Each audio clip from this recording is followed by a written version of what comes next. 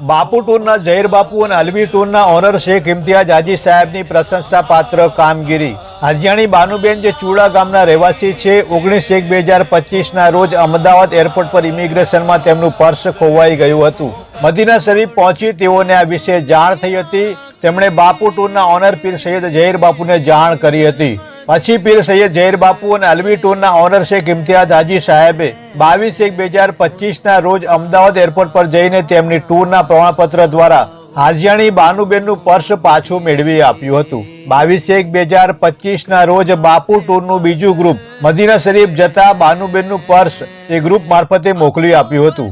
આ માટે પીર સૈયદ ઝહીર બાપુ અને ઇમ્તિયાઝ હાજી સાહેબે વિશેષ મહેનત કરી હતી, જે ખરેખર પ્રશંસા પાત્ર છે।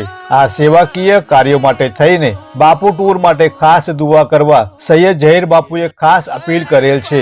અલ્લાહ તેઓના ટૂરને વધુ સફળતા આપે અને ખિદમત કરવાની તાકાત આપે। આમીન સુમ્મા આમીન।